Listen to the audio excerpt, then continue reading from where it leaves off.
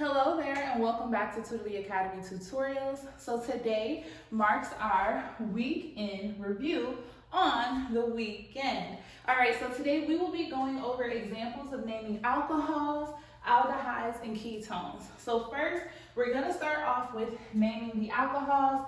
I have 4 different examples here, okay? So I'm going to go through these very briefly and let's begin. So I'm going to use the purple color. So again, on the left-hand side of the board, we have our instructions regarding naming. So first we have to identify the parent chain, name and number the parent chain, name the substituents if there are any, assign numbers to the substituents, and then complete the entire name. Now, just so you guys remember in the last video, we did discuss alcohols, aldehydes, and ketones in terms of their priority with naming. So aldehydes are going to be greater than ketones, which are going to be greater than alcohols. And the reason why this is that these two, they contain a higher oxidized oxygen, which makes it that they have a higher priority, because the more oxidized an oxygen is in a functional group, the greater it gets priority with naming, and then we have the alcohols. So first, let's begin with number 1. So let's go ahead and number the parent chain. We do not have any substituents here. Now remember, the hydroxyl or the alcohol group gets the higher priority. So this carbon should be 1, that should be 2, and this should be 3. So we know that the parent chain for this is going to be propane, right? But we also know that all we have to do is drop the A and E. Oops, sorry, not the A and E. All we have to do is drop the E and add the all. So drop the E, so propanol. And you can go ahead and add the 1 here, or you can make it be propan1 all. Either of these will be correct. That's number 1. So let's go ahead and look at number 2. Now again, the oxygen or the hydroxyl group, the OH, will get the higher priority. So instead of starting naming here, we'll start numbering here. Not naming, I meant numbering. So this one gets 1, 2, 3, 4, 5, and 6. So our parent chain here is going to be hexane. But remember, on the third one, we have an alcohol. So it's going to be hex and 3 all. Now we have to take into account the iodine groups that are located on carbons 4, 5, and 6. So that'll be a 4, 5, 6 triiodo. Now, if we bring it all together, the name of this compound is going to be 4, 5, 6 triiodo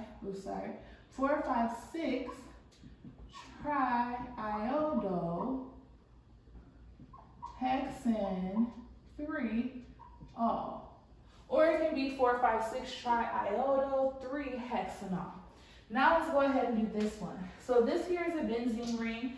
So we can just go ahead and mark that as carbon 1 and carbon 2. So this is the addition. When we have 2 OH groups, and they're located on the same exact, not same exact carbon, but they're located right next to each other. When they are adjacent, we have to use the name diol. So we know that this is going to be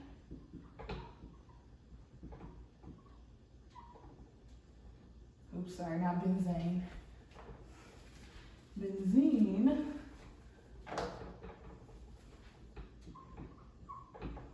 1, 2 diol. All right, does that make sense? That's how we answer that one. Now let's go ahead and do this last one here. So again, we'll start naming on the side that contains the hydroxyl group. So 1, 2, 3. Yeah, 1, 2, 3, right? Okay, so that's not the substituent, but that is what is attached to this cyclo 1, 2, 3, 4, 5. So this is a cyclopentane. But because the hydroxyl group will get the parent naming or has the higher priority, this will turn into a substituent. So this will be cyclopentyl. So cyclopentyl 2, 1, 2, 3, propanol. All right, so what it's showing is that we have a cyclopentyl substituent attached to a propane group that has an alcohol on the second carbon. All right, so hopefully this makes sense. If you guys are struggling with this, don't forget to go over the alcohols video where it talks about this in more detail. Okay, so now we are going to begin on naming ketones and aldehydes. So I kind of mixed these in here, but remember, for priority, the aldehydes have a greater priority than the ketones when it comes to naming. So where's my purple marker? Let's go ahead and start here. So again, the aldehyde is going to have a greater a greater priority. So we're going to start numbering here. So that'll be 1, 2, 3, 4, 5, 6, 7, 8. So what we can say for 8 is that this is going to be octanone, right? Now on carbon 4 we have an ethyl group, so 4-ethyl. But then on carbon 5 we have a methyl group. So when we join it all together to make the final name, it should be 4-ethyl 5-methyl octanone. All right. Oops, octanol. Sorry. Octanol. I'm just not realizing it. Octanol. Because it's an aldehyde. See, that's perfect. Because it's a double bonded OH, that means it's an aldehyde, so it ends in an AL. See, I told you guys, learn from our mistakes. All right, now let's go to number 2. So then for number 2, let's go ahead and number this. So we can do 1, 2, 3, 4, 5, 6, or we can do 1, 2, 3, 4, 5, 6, 7. So that gives us a longer chain. So we should do 1, 2, 3, 4, 5, 6, and 7. All right, so what this gives us with naming is this gives us a heptanone, or heptanol. Heptanol, all right? But we know on carbon 3 we have a 1, 2, 3, have a propyl group. So we're gonna put, for our substitution, we have a 3-propyl. Now to put those two together, we can say we have 3-propyl heptan-1-ol. You don't necessarily have to put the 1, but for the sake of this is how you do it, okay? So does this make sense? We start naming at the aldehyde since that has the higher priority and number in naming. So 1, 2, 3, 4, 5, 6, 7, and then that's a heptanol, and then we have 1, 2, 3, a propyl group attached to this as a substituent. So it becomes 3-propyl heptanol. All right, now let's look at number 3. So if we look here, we have a ketone and we have an alcohol. The ketones have a higher priority than alcohols, so we're going to start naming here. 1, 2, 3, 4, 5, and 6. Okay? And the reason why 1, 2, 3, 4, 5, and 6. Yes, all right. So when it comes to naming, we know that this is a substituent, and when our OH or our alcohol is a substituent, that then becomes a hydroxy. So we have a 6-hydroxy. All right, but we also know that we have a ketone. So this is going to be 2-hexanone or hexan 2-one. All right, so now we have to combine it together. We also have a 5-methyl. Forget that there are 5-methyl. Alphabetical order, so 6-hydroxy, 5-methyl,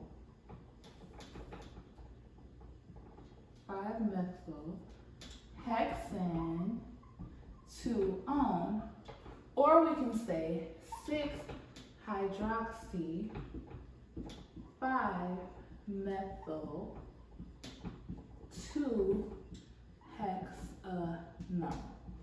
All right, either of these would be correct. Now let's do number 4. So looking here, we have a cyclohexane with a double bonded O attached. So we know for sure that we have a cyclohexanone.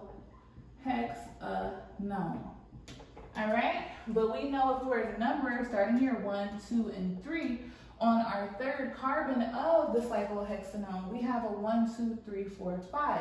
So we have a 5 carbon chain substituent. This will be known as pentyl. All right, so we can say, or 3 pentyl, I'm sorry.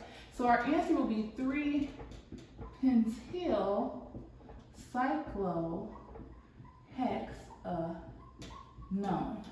Or you could say 3 pentyl cyclohexane 1 on. All right, and there's no reason to put the 1 there, just because it is located on the first carbon, the higher priority carbon when it comes to naming. So again, if you guys are struggling with this, feel free to check out the videos that go in accordance with the naming ketones and aldehydes.